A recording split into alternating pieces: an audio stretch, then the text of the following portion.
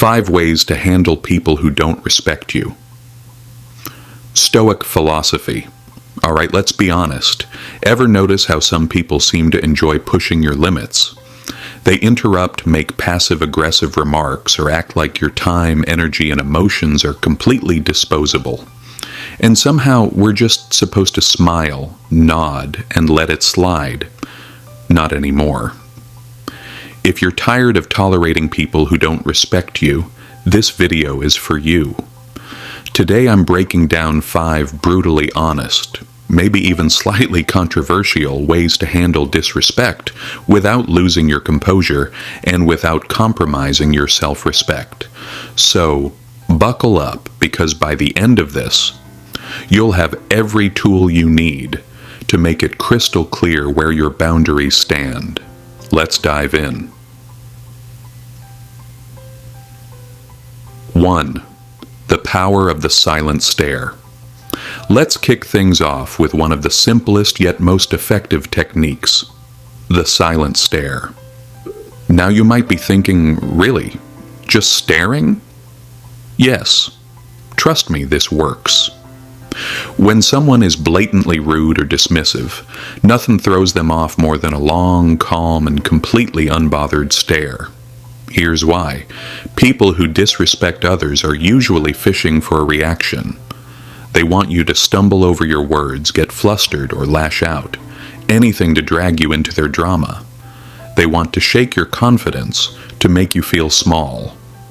But when you simply look at them without a single word or change in expression, the entire power dynamic shifts. Now, I know what you might be thinking. Isn't that a little passive-aggressive? Not at all. It's actually one of the most direct, non-verbal ways to say, I see what you're doing, and I'm not playing along. It's a silent but powerful way to take back control. And sometimes that unshaken, steady gaze is the loudest no you will ever say. Let me give you a real example. I was in a meeting where one guy kept cutting me off, again and again, like he was on a mission. You know the type. Overconfident, loud, convinced the whole room exists, just to hear him speak. At first I tried to interject politely, but he kept going. So finally, I just stopped and looked at him. I leaned back in my chair, crossed my arms, and held his gaze. No blinking, no expression. 5 long, heavy seconds of silence. The tension in the room became palpable. And then the best part happened. Everyone else started looking at him. He fumbled, lost his train of thought, looked down, and never interrupted me again. Not just for that meeting, but ever. That one moment spoke louder than any argument I could have made. But this technique isn't just about shutting someone down in the moment. It's about sending a deeper message. You don't owe anyone a reaction. You don't need to prove yourself to someone who doesn't value your worth. The silent stare is a quiet declaration that you are grounded, unshaken, and completely in control. And trust me, once you master it, you'll never go back. 2. Embrace silence as your answer. Here's something most people overlook. Silence is one of the most powerful responses you can give. When someone disrespects you, the strongest move isn't always to fire back a clever remark. Sometimes the best response is no response at all. I know. Silence can feel like surrender, like you're letting them get away with it. But in reality, silence is a choice, and often it's the boldest, loudest answer you can give. Think about it. When someone throws negativity your way, they're baiting you. They want to drag you into their nonsense, make you defend yourself, make you feel small. But when you don't engage, when you simply let their words hang in the air, it forces them to sit alone with their own behavior. And that silence, it's deafening. Here's why this works so well. People who disrespect others thrive on reaction. They're looking for a fight, a justification, or just a tiny bit of validation for their own toxic behavior. But when you stay quiet, you starve them of the energy they crave. Let me tell you about a time this worked like magic. There was a guy I knew, one of those people who love making backhanded comments, disguising insults as jokes. One day he said something unnecessary about my work, clearly trying to get under my skin. Normally, I might have defended myself or thrown a sarcastic jab back, but this time, I did nothing. I just looked at him, raised an eyebrow, and let the silence stretch. He shifted in his seat, mumbled something, and moved on. And that was it. That was the last time he tried that with me. It was like he realized if I wasn't reacting, he had no power. This is the beauty of silence. It strips disrespect of the attention it feeds on.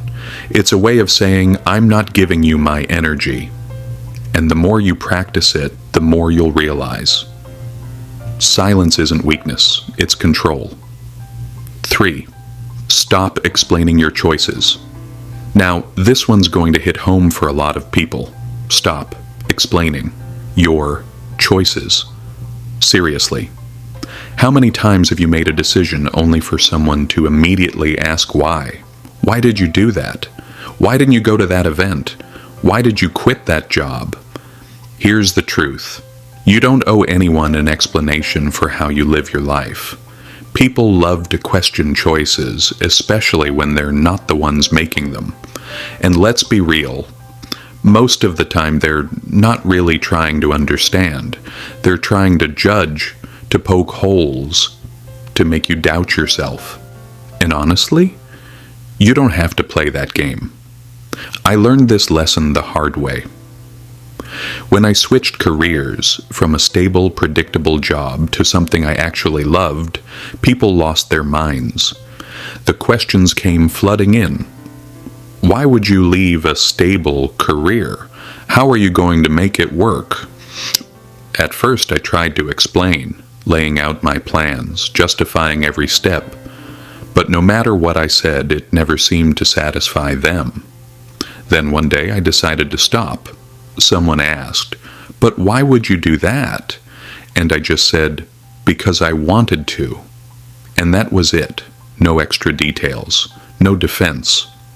Just a simple, confident answer. The silence that followed was beautiful.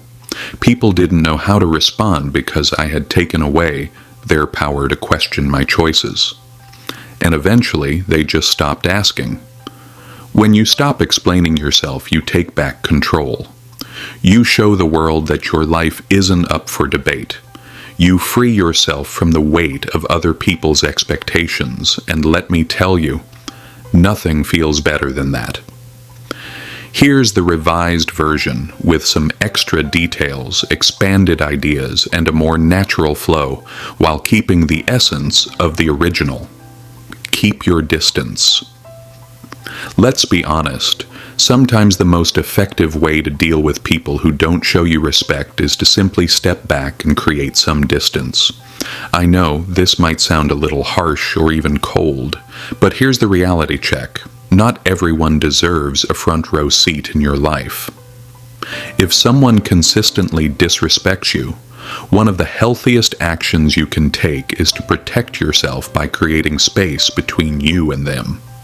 This doesn't mean that you hate them or are being dramatic. It simply means that you respect yourself enough to guard your emotional and mental well-being. Keeping your distance isn't about being rude or ignoring someone. It's about consciously deciding how you want to invest your time, energy, and emotions. Think of your life like an exclusive club with limited access.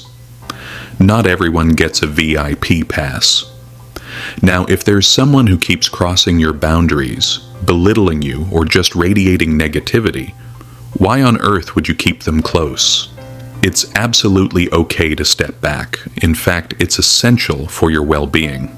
Distance allows you to gain the clarity you need to see situations for what they really are, free from emotional manipulation or the weight of guilt. Picture it this way. When you keep people who disrespect you in your close circle, It's like inviting them to a mental and emotional buffet. They get to take all they want, criticizing, judging, and making you feel small, and you're left feeling drained, anxious, and frustrated. That's why stepping back from these individuals is actually an act of self-preservation. It's about protecting your peace, preserving your mental health, and making room for people who genuinely uplift you.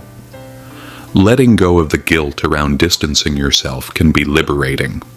You don't owe anyone access to your life if they're not treating you right. Let me share a quick story.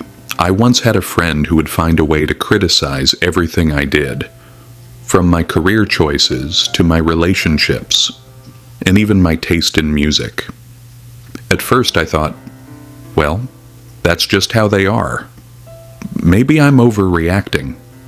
So I kept them around, trying to brush it off, telling myself it wasn't that big of a deal. But over time, those little jabs started to get under my skin.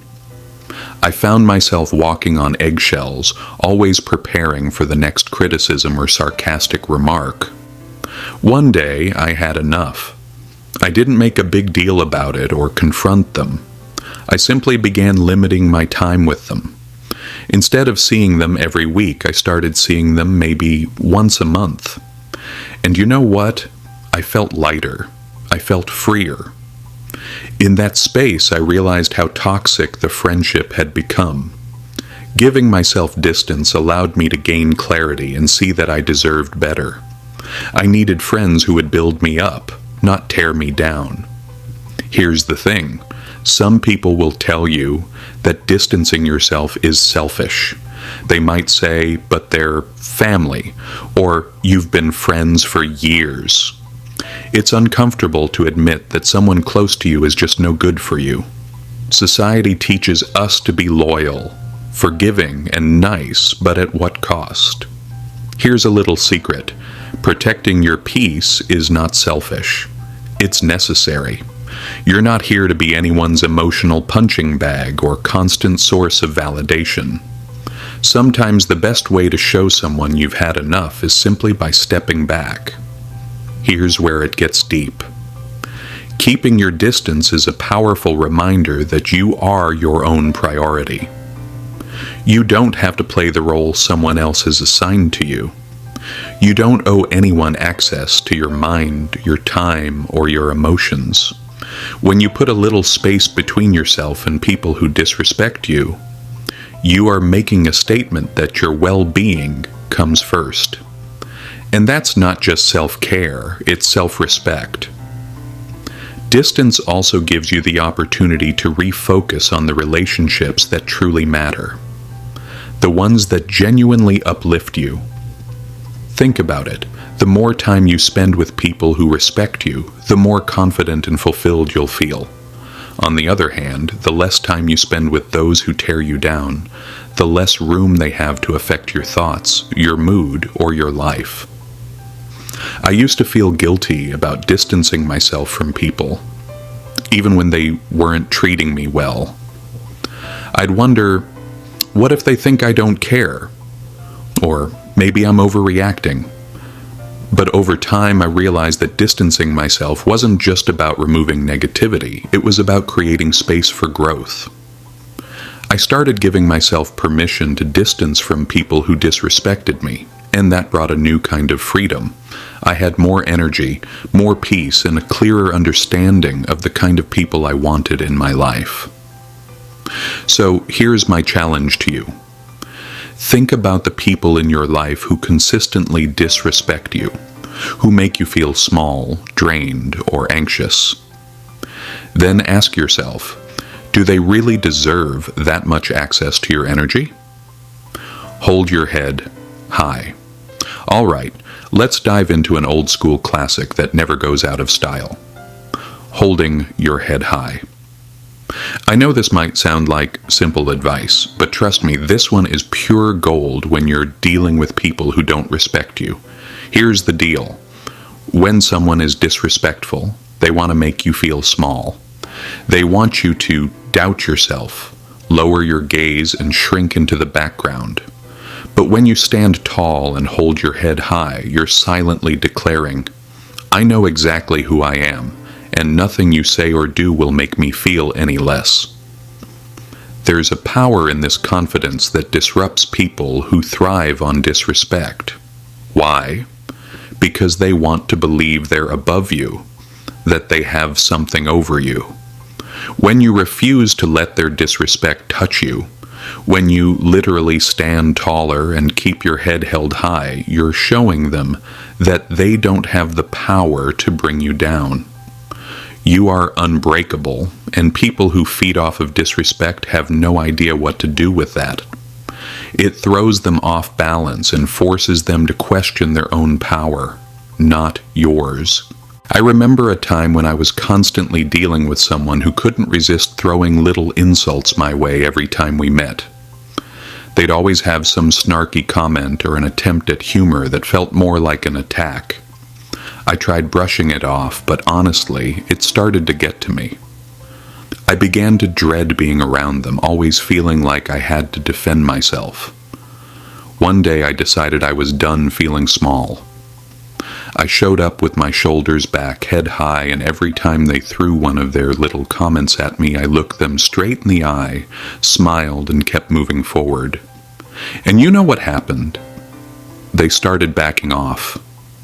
It was as if they could feel that their words no longer affected me, that I was simply too far above their nonsense. There's something magnetic about holding your head high. It's like you create a silent force field that tells the world, I'm untouchable. People who don't respect you often despise seeing you confident. It disrupts their worldview. They want to believe they're superior, but when you confidently walk through life, it challenges their perception of control. Society doesn't always know what to make of people who are unapologetically sure of themselves, especially when they refuse to let negativity define them. This might make you a target at times, but here's the key. Holding your head high isn't for them. It's for you. It's about walking through life fully aware of your worth, with nothing to prove. And that, my friends, is a radical act of self-respect. When you hold your head high, you're making a powerful statement. I am worthy, and I deserve respect. Self-worth doesn't come from the opinions of others. It's something you claim for yourself. You walk through life with the understanding that you have everything you need within you, because you do. Holding your head high is a constant reminder that you are the main character in your own story. No one else's opinion can take that away. The beauty of this is that the more you practice this, the less other people's disrespect will affect you. You'll be too busy living in your own lane, secure in who you are, to be bothered by anyone else's attempts to knock you down. This didn't come naturally to me at first. I used to be the person who'd slouch, avoid eye contact, and shrink myself whenever someone was critical. It felt safer to disappear in those moments. But over time, I realized that every time I held my head high, I felt stronger. It was as if I was reminding myself that I didn't need anyone's approval to feel worthy. I could simply stand tall in who I was. Holding your head high isn't just about physical posture, it's about mental posture too. Walk into every room like you belong there. Don't shrink yourself to fit someone else's idea of who you should be. If someone throws a snarky comment your way, let it roll off you. They're projecting their insecurities onto you. Why let it bother you? Here's my challenge to you. The next time you feel disrespected, whether it's a subtle jab or a full-on insult, don't react. Instead, take a deep breath, pull your shoulders back, and hold your head high. Look them in the eye and silently say, I see you, but I'm above this. You'll feel an incredible sense of confidence, knowing that their words have no power over you. Holding your head high is more than just good posture. It's a silent statement of your self-respect. It says, I know who I am, I value who I am, and nothing you say can change that. Because at the end of the day, respect starts with you. The more you respect yourself, the less room there is for anyone else's disrespect to affect you. Stand tall. Own your worth. And remember, you deserve every bit of confidence you have. Respect starts with you. When you stay calm, set boundaries, and focus on what you can control, no one can shake your peace. If this video helped you, don't forget to like, subscribe, and keep building your inner strength. See you in the next one.